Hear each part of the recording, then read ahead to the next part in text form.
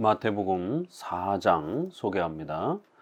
1절 그때 예수께서 성령에게 이끌려 마귀에게 시험을 받으러 광야에 가사 40일을 밤낮으로 금식하신 후에 줄이신지라. 4장에서는 마귀의 시험이라고 하는 아주 이런 그 독특한 시험에 대한 내용이 소개가 됩니다.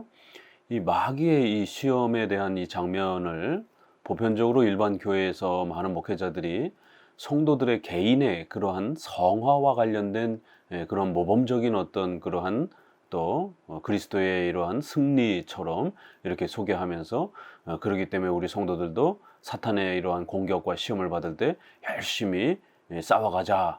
예수님도 이렇게 의식주와 관련된 이러한 싸움에서 이겼으니까 우리도 열심히 싸워가자. 이런 식으로 개인의 성화에 맞춰서 많이들 해석하는데 그것은 방향을 잘못 잡은 것입니다. 이 4장은 단순히 우리의 성화의 어떤 모범적인 어떤 그 내용으로서 그리스도의 승리를 소개하는 것이 아니라 이것은 마태복음이 시작하자마자 메시아로서의 이러한 예수 그리스도의 위치와 또 신분 또 정체성 이러한 부분들을 아주 명확하게 소개하는 예수 그리스도는 누구신가에 대해서 초점을 맞추고 있는 것입니다. 특별히 예수님의 이 시험은 단순히 성화와 관련된 그러한 내용이 아니라 오히려 어떻게 보면 칭의와 관련된 그러한 중요한 주제에 초점이 맞춰져 있습니다. 그 예를 들면 바로 아담이 실패한 행위 언약의 이 문제의 이 부분들을 바로 제2 아담 되시는 고린도서에 있는 바울의 지적처럼 아담의 이러한 실패와 예수 그리스도의 또 이러한 승리를 또 행위 언약에 대한 성취를 비교 대조해 가면서 소개를 합니다. 로마서 또 말씀에서도 그러한 5장에 또 그러한 비교가 소개가 되기도 합니다. 그래서 한 사람이 순종함으로 또 한 사람이 실패함으로 아담 한 사람이 실패함으로 결국 죄가 들어왔다. 또 한 사람이 순종하심으로 의가 들어왔다. 이렇게 아담과 제2 아담이신 예수 그리스도를 대조합니다. 바로 4장은 이렇게 인류가 실패했던 행위 언약의 이러한 약속들을 깨고 범죄하여 결국 사탄의 그런 유혹과 시험에 빠져서 아담과 하와가 범죄함으로 인류 가운데 원죄가 시작된 바로 인간의 죄와 이러한 부패가 시작된 그러한 최초의 이 아담과 행위 언약의 바로 이 문제 그리고 사탄의 공격 바로 이 문제를 다시 제2 아담이신 예수 그리스도께서 바로 아담이 실패했던 바로 그 행위 언약을 성취하시고 완성하시는 바로 그러한 인류가 처한 이 원죄에 대한 이 근원적 이 죄에 대한 문제를 예수님이 이 땅에 오셔서 온전히 그 사탄의 그 행위 언약을 깨트리도록 제2 아담에게도 행위 언약을 깨트리도록 요구하는 그러한 사탄의 세 가지 시험들을 완벽하게 물리치시면서 인류가 처한 바로 그 원죄의 문제들을 해결해 주시는 바로 행위 언약의 이 요구를 온전히 순종하시고 또 복종하셔서 완성하시는 그러한 바로 제2 아담으로서 인간의 원죄를 해결해 주시는 이러한 인간의 칭의의 이러한 근원적 문제 바로 인간이 죄 사함 받고 의롭게 되어질 수 있는 유일한 길은 바로 행위 언약의 이 요구를 하나님의 공의를 온전히 만족시키고 또 그렇게 성취하는 것입니다. 그래서 사탄의 세 가지 시험도 단지 배부름에 대한 어떤 명예욕에 대한 인간의 어떤 의식주에 대한 그런 욕망의 이러한 그 단순한 시험이 아닙니다.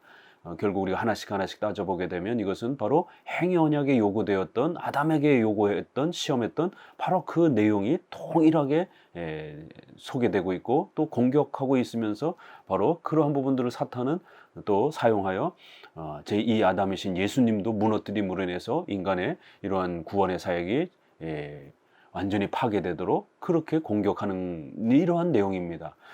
그래서 예수님은 3장에서도 이러한 세례의 장면을 통해서 죄 씻음과 바로 이신칭의 이러한 죄 씻음과 또 중생의 또 이러한 그 위대한 복을 앞으로 세례를 통해서 그렇게 확증해 주시는 그런 위대한 구원의 첫 표지를 남겨주신 것처럼 이제 두 번째 4장에서는 바로 근원적인 그 내용 바로 세례, 물세례에서 주려고 했던 그 이신칭의와 중생의 그 큰 원적 문제는 인간이 죄를, 원죄를 가지고 있다라는 것, 바로 그 죄값의 이 문제들을 어떻게 해결할 것인가, 행위언약의 그 요구, 또 행위언약으로 깨트림으로 인해서 발생된 그 형벌의 문제, 이런 부분들을 예수님이 어떻게 성취하셨는가를 그 중보 사역에 대한 위대한 그리스도의 그러한 사역을 우리에게 소개해 주는 것이지, 단순히 그러한 의식주의 그러한 성화의 그런 모범으로 소개되는 게 아닙니다. 그래서 이 시험의 장면은 복음서에서 아주 중요한 바로 첫 그러한 부분을 소개하는 앞부분에 그렇게 위치해 있는 것입니다. 그리고 또 이것은 구약의 이스라엘 백성들이 이렇게 나왔지만, 결국 출애굽에서 나왔지만 그들이 실패하고 광야에서 끊임없이 하나님을 원망하면서 하나님을 대적했던 그러한 그 장면과도 또 겹치는, 그래서 예수님께서 이렇게 광야로 나아가서 사탄의 공격을 받는, 결국 출애굽의 이러한 가장 중요한 본질, 바로 애굽에서 탈출하고 또 광야를 거쳐서 가나안으로 들어가는 이러한 거대한 구약의 이신칭의의 이러한 그 과정들을 그리스도와 이렇게 겹치게 만들어서 결국 예수님께서 구약에서 그 소개되었던 바로 그 출애굽의 그 전 과정, 가나안에 이르기까지의 그 전 과정을 이스라엘 백성들은 그렇게 실패하고 깨지고 또 하나님을 시험하고 망가지는 이러한 많은 모습들을 보였습니다. 그럴 때 이제 예수님이 이스라엘 백성들의 이러한 출애굽의 이러한 전 과정을 완성하신 바로 중보자라는 사실을 다시 한번 우리에게 그 장면과 연결해서 또 가르치기도 합니다. 첫 번째 시험은 3절에 시험하는 자가 예수께 나와서 이르되 내가 만일 하나님의 아들이거든 명하여 이 돌들로 떡덩이가 되게 하라. 예수께서 대답하여 이르시되 기록되었으되 사람이 떡으로만 살 것이 아니요 하나님의 입으로부터 나오는 모든 말씀으로 살 것이라 하였느니라 하시니, 이 첫 번째 시험은 우리가 배가 고플 때 남의 걸 훔치고 또 더 욕심을 내서 먹고 싶은 이런 인간의 그런 식욕에 대한 그런 부분들을 언급하는 그러한 도덕적 교훈의 이러한 그 성화와 관련되어서 이렇게 설명되어 줄 수 있는 그런 내용이 아닙니다.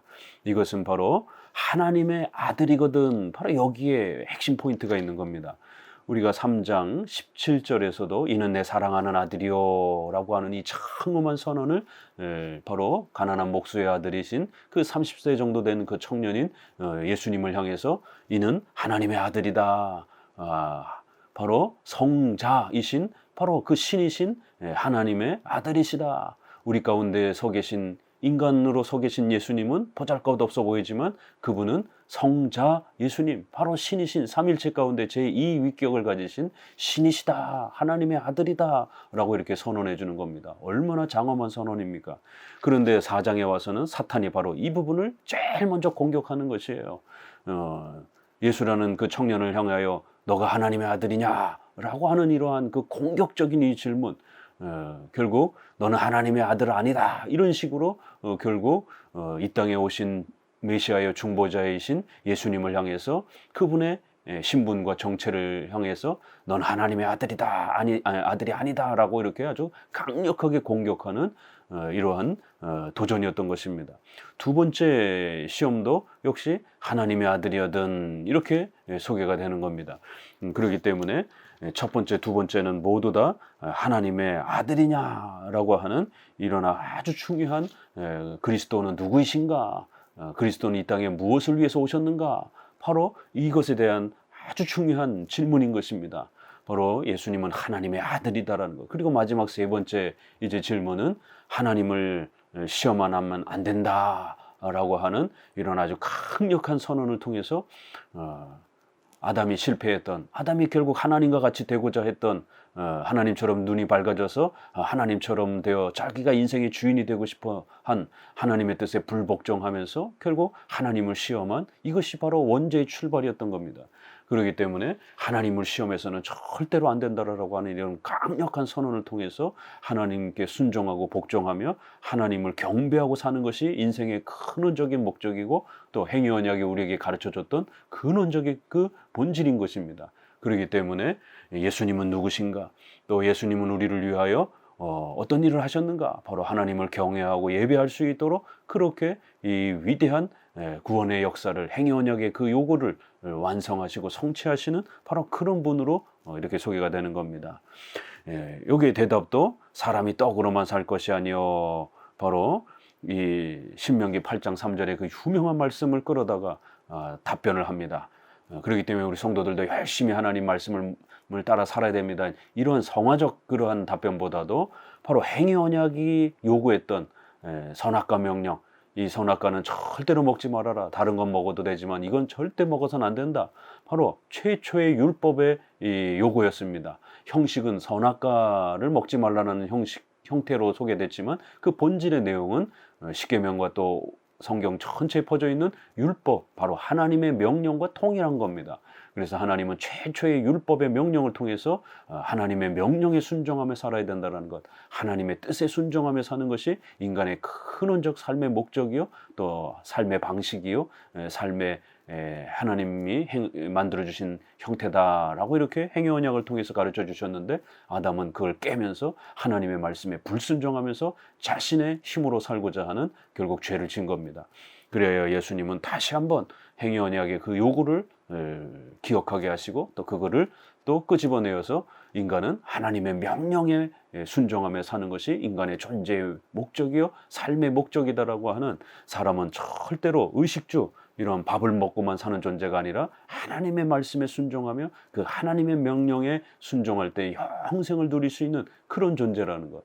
그런데 이제 그것을 인간이 행할 수 없기 때문에 그것을 행하러 예수님이 그 행위 언약의 공의의 요구를 이 땅에 성취하시기 위해서 오셨다라고 하는, 오직 그 하나님의 말씀에 순종하며 살아가야 되는 이러한 인간의 근원적 삶의 요구를, 하나님의 명령의 요구를 예수님이 성취하러 오신 것을 가르쳐 주는 것입니다. 모든 말씀으로 살아야 된다. 그리고 이제 두 번째로 이제 또 넘어갑니다. 5절에 이에 마귀가 예수를 거룩한 성으로 데려가 성전 꼭대기에 세우고 이르되 내가 만일 하나님의 아들이어든 뛰어내리라. 기록되었을 때 그가 너를 위하여 그의 사자들을 명하시리니 그들이 손으로 너를 받들어 발이 돌에 부딪히지 않게 하리로다 하였느니라. 예수께서 이르시되 또 기록되었을 때 주 너의 하나님을 시험하지 말라 하였느니라 하시니, 이게 두 번째 시험에서도 보세요. 내가 만일 하나님의 아들이거든, 너 하나님의 아들 아니지? 너 하나님의 아들이라면 바로 이런 걸 해봐. 이런 식으로 그리스도가 누구이신가? 그리스도는 어떤 분인가? 그리스도는 이 땅에 무엇을 하러 오셨는가? 그리스도의 정체성에 대해서 아주 강력하게 묻는 질문이고, 또 그리스도를 공격하는 바로 그러한 도전인 것입니다. 하나님의 아들인가 아닌가? 이것이 바로 우리 기독교에 있어서 예수님을 바라볼 때 예수님의 신성을 인정하느냐 안 인정하느냐를 결국 이단이 구별이 되고 또 기독교의 구원이 또 구별이 되는 가장 근원적인 그런 질문이요, 또 핵심 내용인 것입니다. 그리고는 무엇을 또 인용하냐면 시편 91편에 하나님께서 그 백성들을 철저히 보호해 주시겠다라고 하는 그러한 약속이 있습니다. 바로 사자들을 명하여 결국 그들이 이런 돌 하나에 부딪히지 않도록, 그들이 어떤 적으로부터도 상해를 입지 않도록 그들의 삶 하나하나 전부를 하나님이 보호해 주시겠다라고 이렇게 약속을 해 주신 것입니다. 그런데 바로 사탄은 그 하나님의 소중한 약속을 어겨보라라고 이렇게 요구하는 거예요. 남용해보라라고 요구하는 겁니다. 그래서 예수님은 절대로 하나님의 이 소중한 명령과 뜻을 시험하는 방식으로 그렇게 남용하면 안 된다라고, 또 이것도 행위 언약에 대한 그 내용을 끄집어내신 것입니다. 아담은 행위 언약을 통해서 선악과 명령을 잘 지키면 영생을 줄 것이다라고 하는 그런 복을 약속받았습니다. 이렇게 아담의 그러한 삶 전체가 하나님의 보호와 도우심으로 그렇게 하나님 앞에서 하나님을 예배하면서 영생을 누리면서 그렇게 살아갈 것이다라고 하는 그런 어마어마한 복으로 초대가 되었습니다. 그런데 이 영광스러운 복을 결국 아담은 에덴 동산에 주셨던 그 어마어마한 그런 그 삶의 복, 또 그 다음에 잘 순종했을 때 영생을 더하여 얻을 것이다라고 하는 이런 엄청난 또 새로운 또 하나님의 복의 약속들을 남용한 겁니다. 바로 사탄이 이렇게 하나님의 약속을 남용하도록 그거를 자기의 이득과 욕망을 위해서 쓰도록 그렇게 그럼 높은 데서 떨어져 봐라. 그럼 과연 하나님이 도와주시나 안 도와주시나. 하나님이 아담에게 동산의 모든 나무를 실과를 먹어라. 동산에서 너가 모든 짐승을 다스리며 살아라. 또 그리고 선악과 명령을 잘 순종하면 장차 영생에 이런 복을 주시겠다라고 약속한 것은 하나님이 정말 주시나 안 주시나, 하나님이 진짜인가 가짜인가 이런 거를 이렇게 의심하고 시험하도록 그렇게 요구되어진 그런 명령이 아닌 것입니다. 그건 하나님의 위대함과 하나님의 아버지 같으심과 또 하나님의 그런 사랑을 가장 많이 깨닫고 배우도록 그렇게 우리에게 주신 하나님의 명령이여 뜻인 것입니다. 그렇기 때문에 하나님의 이러한 보호와 약속을 과연 하나님이 정말 나를 돕나 안 돕나, 정말 우리 성도들이 옥상에 올라가서 뛰어내리면 큰일 나는 것입니다. 그러면 다 죽습니다.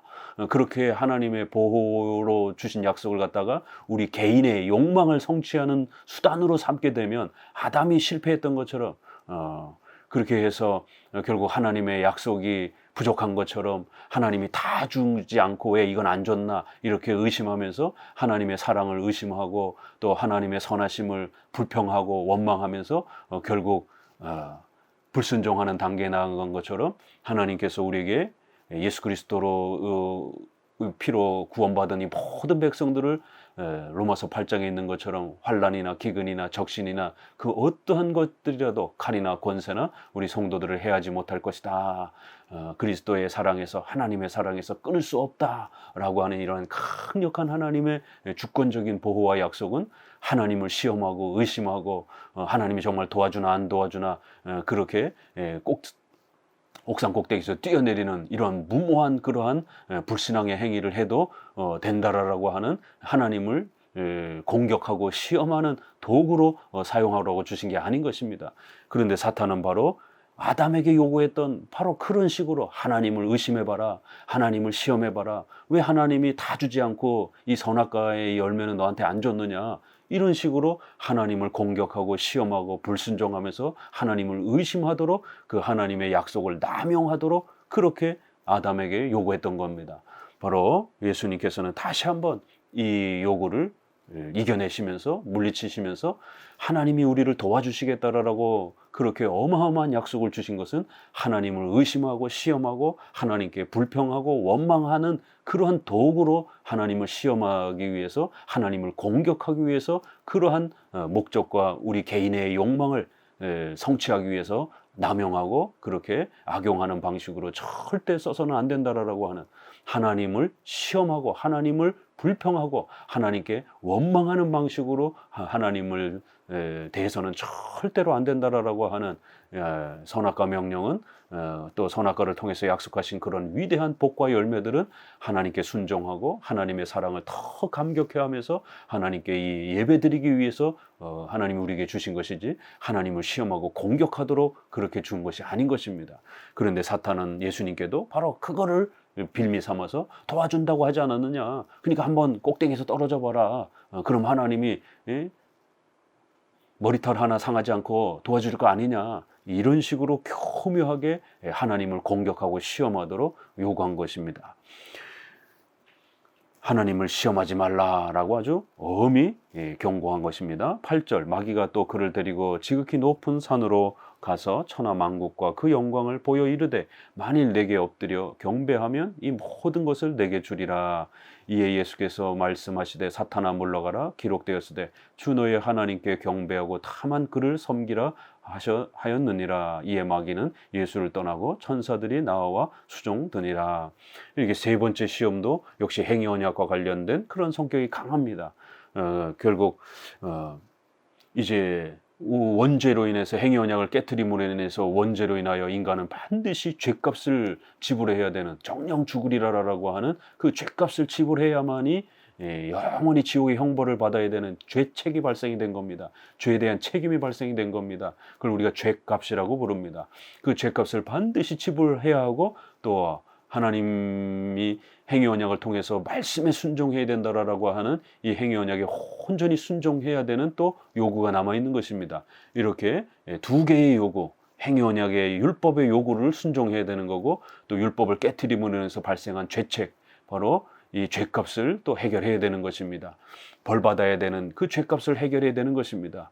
그런데 예수님께 와서 이 천하만국의 영광을 다 줄 테니까 굳이 그렇게 고난받고 대신 십자가에 죽고 앞으로 장차 일어날 이런 여러 가지 대속적인 희생과 이런 고난의 이런 길을 가지 말고 지금 당장 이 부귀영화를 얻으라는 것이 결국 고난과 십자가가 없이 하나님이 약속하셨던 대속적 희생을 통해서 그리스도를 다시 부활하고 또 천하만국에 높여주시겠다라고 하는 그러한 하나님의 약속을 결국 깨트리고 희생이 없이 이렇게 당장 사탄에게만 엎드려 경배하면 이 모두 부귀영화를 주겠다라고 이렇게 요구하는 겁니다. 결국 대속적 희생 없이 십자가 사건 없이 이 부귀영화를 가져라라고 이렇게 요구하는 것이 이건 무시무시한 그런 요구죠. 예수님이 대속적 희생을 통해서 고난을 통해서 십자가의 희생을 통해서 죽으시지 않는다라면 우리의 인간의 구원은 완전히 실패하고 중단돼 버리는 것입니다. 사탄은 이거를 요구하고 있는 것입니다. 우리 성도들이 뭐 이렇게 성공의 욕심, 욕망 이런 것들을 사탄이 요구할 때 이겨내야 됩니다. 그걸 예수님이 모범적으로 보였습니다. 이건 정말 이 본문하고 거리가 먼 그런 잘못된 설교인 것입니다. 이것은 바로 예수님의 중보사역에 대한 근본적인 공격인 겁니다. 중보사역을 중단하십시오. 왜 그렇게 고난을 받으시려고 합니까? 왜 대신 죽으려고 합니까? 그런 고난 없이 나에게 절만하면 이 영광을 다 주겠습니다. 십자가가 없는 그러한 영광을 얻으라라고 이렇게 요구한 겁니다. 그러나 예수님은 십자가를 통한 그 영광을 취하기 위해서 이 땅에 오신 것이기 때문에 거절한 겁니다. 그리고는 주 너의 하나님께 경배하고 다만 그를 섬기라. 바로 하나님이 약속하셨던 십자가의 죽음과 대속적 희생을 통해서 하나님의 택한 백성들을 위하여 그들을 죄값을 대신 짊어지시기 위한 이러한 거대한 구원의 목적을 예수님은 성취하시고자 사탄의 이런 모든 부분을 거절하고 결국 예수님이 대속적 희생을 통해서 십자가에 죽으셔야만이 하나님의 택한 백성들이 하나님을 경배하고 그 하나님을 영원토록 섬기면서 하나님의 자녀로서 영생을 누리며 살아갈 수 있는 하나님을 경외하고 그 하나님을 섬기는 이것이 바로 우리 인간의 존재 목적의 근원적 목적인 겁니다. 바로 이거를 성취해야 할 수 있도록 예수님은 십자가에 죽으셔야 되고 고난을 받으시는 이 목적을 절대로 포기하지 않을 것이다라고 하는 이러한 선언을 외쳐주고 계신 것입니다. 그렇기 때문에 이 세 가지 시험은 꼭 기억하시기 바랍니다. 하나님의 아들이냐라고 하는 두 번의 이러한 요구, 그 다음에 세 번째는 십자가 없는 고난 없는 그런 영광을 성취하십시오라고 요구했을 때 예수님은 오직 십자가의 고난과 또 이런 희생을 통해서 그의 택한 백성들이 하나님을 경외하고 섬기는 이 구원의 위대한 복을 만들어주기 위해서 오셨다라고 하는 바로 이 선언을 장엄하게 시작하자마자 예수님은 누구신가? 예수님은 무엇을 위해서 이 땅에 오셨는가를 어떻게 보면 마태복음 전체의 결론이 여기 담겨 있는 겁니다. 3장, 4장에. 그리고 이제 앞으로 이 일들을 쫙 풀어내가는 것입니다. 그렇기 때문에 4장은 특별히 이 세 가지의 사탄의 시험을 예수님께서 이겨내시는 것은 바로 아담에게 요구되었던 행위 언약의 그 요구를 한편으로는 온전히 순종하심으로 또 이런 죄값을 대신 짊어지시기 위한 그러한 대속적 희생을 통한 중보 사역을 예수님이 완성하러 오셨다라고 하는 이 장엄한 선언을 복음의 핵심 내용을 선언하고 있는 겁니다. 12절 예수께서 요한이 잡혔음을 들으시고 갈릴리로 물러가셨다가 나사렛을 떠나 스불론과 납달리 지경 해변에 있는 가버나움에 가서 사시니 이는 선지자 이사야를 통하여 하신 말씀을 이루려 하심이라. 일러스되 스불론 땅과 납달리 땅과 요단강 저편 해변길과 이방의 갈릴리여 흑암에 앉은 백성이 큰 빛을 보았고 사망의 땅과 그늘에 앉은 자들에게 빛이 빛이었도다 하였느니라. 그리고는 신속히 이제 바로 예수님은 그러한 우리의 중보자로 우리를 죄로부터 구원해 주시기 위한 하나님의 아들이요 또 그러한 중보자라는 것을 바로 신속히 그렇게 또 증언하는 것입니다. 요한이 이렇게 핍박을 받으며 감옥에 갇혔다는 사실을 듣고 아직은 예수님이 본격적으로 십자가를 짊어져야 될 그 시기가 아니기 때문에 좀 더 그러한 전도의 사역을 하셔야 되기 때문에 갈릴리로 그렇게 피하여 가시는 그런 장면을 소개하면서 이러한 장면조차도 결국 나사렛을 떠나 스불론과 납달리 지병에 이르렀는데 결국 이 스불론과 납달리에 대한 이러한 예언들이 벌써 구약에 이렇게 소개가 되면서 흑암에 앉은 백성이 큰 빛을 보게 되는 결국 이스라엘 백성들에게 있어서 외곽지였던 그런 볼품없는 그러한 백성들과 땅이 주님께로 초대가 되어지는 이러한 거대한 복음의 빛이 결국 펼쳐져 갈 것이다라고 하는 이러한 그리스도의 작은 움직임 하나하나조차도 결국 구원의 위대한 이 중보 사역을 성취해 가시는 발걸음임을 마태복음은 하나하나 이렇게 또 증명해 가는 겁니다. 그리고는 이제 17절에 이때부터 예수께서 비로소 전파하여 이르시되 회개하라 천국이 가까워왔느니라 하시니라. 앞부분에 세례 요한이 말했던 것과 예수님의 말씀이 동일한 겁니다. 이게 바로 기독교의 본질인 것입니다. 회개하여 이신칭의 이런 위대한 복을 우리가 얻는 겁니다. 그래서 죄사함 받고 하나님의 자녀가 되어 하나님의 나라의 백성, 천국이라고 하는 하늘나라 하나님의 나라의 백성이 되는 것, 이게 기독교의 본질이요 핵심이라는 것입니다. 이제 이 일을 위해서 제자들을 부르시는 장면이 나옵니다. 18절 갈릴리 해변에 다니시다가 두 형제 곧 베드로라 하는 시몬과 그의 형제 안드레가 바다에 금을 던지는 것을 보시니 그들은 어부라 말씀하시되 나를 따라오너라. 오라 내가 너희를 사람을 낚는 어부가 되게 하리라 하시니 그들이 곧 그물을 버려두고 예수를 따르니라. 거기서 더 가시다가 다른 두 형제 곧 세베대의 아들 야고보와 그 형제 요한이 그의 아버지 세베대와 함께 배에서 금을 깁는 것을 보시고 부르시니 그들이 곧 배와 아버지를 버려두고 예수를 따르느니라. 이렇게 해서 이 갈릴리 해변에서 제자들을 부르는 장면은 두 번째의 콜링에 해당이 됩니다. 요한복음 1장 35절에서 대략 한 42절까지는 첫 번째 콜링 사건이 나옵니다. 첫 번째 부르는 사건이 나옵니다. 그래서 거기에 보게 되면 이렇게 제자들을 하나씩 하나씩 부르는 장면이 나옵니다. 그리고는 얼마 지나고 나서 또다시 그때 예수님이 누구신가라고 잠시 접했지만 또 제자들은 전폭적으로 또 그렇게 예수님을 신뢰하고 따르지 못하고 일상생활로 돌아간 것입니다. 그러자 예수님은 갈릴리 해변에서 또다시 그들을 만나서 또 그들을 2차 부르시면서 나를 따라오너라 이러면서 사람을 낚는 어부가 되게 할 것이다. 바로 예수님은 부귀영화와 신비체험과 무슨 민족적인 국가와 영토를 넓히는 그런 국가를 만들어주기 위해서 오신 것이 아니라 사람을 도와주는, 사람들을 구원으로 초대해주는 바로 그러한 전도자로 그 제자들을 사용하실 것인 목적을 소개합니다. 왜요? 예수님은 그러한 죄사함과 이런 구원의 은혜를 주기 위해서 오신 것이기 때문에 그러한 사람들을 구원하는 그러한 사람을 낚는 어부가 제자들의 사역의 본질적인 또 목적이 될 것을 이렇게 연결해서 소개를 하고 있습니다.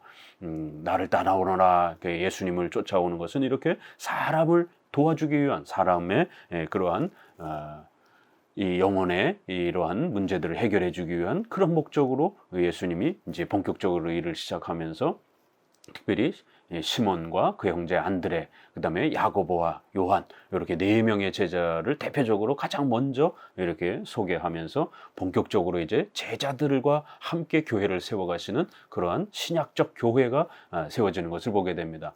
예수님은 이렇게 중보 사역을 통해서 대속적 희생을 또 이렇게 성취해 가시지만 동시적으로 또 하나가 있습니다. 이 땅에 남겨질 교회를 또 신약적 교회를 세워가시는 위대한 역사를 행하신 것입니다. 구약의 교회도 있습니다. 그러나 이제 형식과 의식이 이제 바뀌어지는 제사와 이러한 성전의 이러한 예배가 중단되고 이제는 신약적 예배가 새롭게 펼쳐지는 세례와 성찬과 말씀을 배우는 방식으로 또 이스라엘 백성 한 민족이 이제는 이방인들 여러 민족들이 함께 구성이 되는 전 세계 그런 이방인들이 그리스도께로 초대가 되는 신약적 교회가 이제 새롭게 완성이 되는 것입니다. 그리고 예수님이 그 인성이 떠나가시고 난 이후에는 이 교회가 바로 이 땅의 하나님의 나라고 복음을 전하는 이러한 중요한 복음의 사역들을 감당할 그리스도의 몸된 교회이기 때문에 신속히 그리스도께서는 중보 사역뿐만 아니라 또 교회를 세우시는 이 사역이 가장 중요한 그리스도의 사역인 것을 보게 됩니다. 그래서 23절에는 예수께서 온 갈릴리에 두루 다니사 그들의 회당에서 가르치시며 천국 복음을 전파하시며 백성 중에 모든 병과 모든 약한 것을 고치시니 그의 소문이 온 수리아에 퍼진지라. 사람들이 모든 앓는 자, 곧 각종 병에 걸려서 고통당하는 자, 귀신 들린 자, 간질하는 자, 중풍병자들을 데려오니 그들을 고치시더라. 갈릴리와 데가볼리와 예루살렘과 유대와 요단강 건너편에서 수많은 무리가 따르느니라. 그러면서 이제 결론적으로 결국 예수님의 복음의 가장 중요한 사역은 이렇게 복음이 무엇인지, 죄사함이 무엇인지, 하나님의 말씀의 뜻이 무엇인지를 가르치시는 바로 이 가르치는 사역과 또 전도의 사역이라고 하는 복음을 전파하시는 이러한 사역이 가장 중요한 그리스도의 중보사역의 본질임을 그렇게 우리에게 가르칩니다. 천국 복음 이렇게 소개하면서 바로 죄사함을 받는 앞에서 소개된 물세례, 또 이렇게 사탄의 시험을 통해서 우리 인간을 사탄의 속박으로부터 그렇게 해방시켜 주시고, 또 행위 언약의 이 요구들을 온전히 성취하셔서 영생의 이러한 복으로 하나님의 나라로 자녀로 초대해 주시는 이 영광스러움을 우리에게 주시는 것이 그리스도의 중보사에게 가장 큰 본질의 복음의 핵심이라는 것을 소개합니다.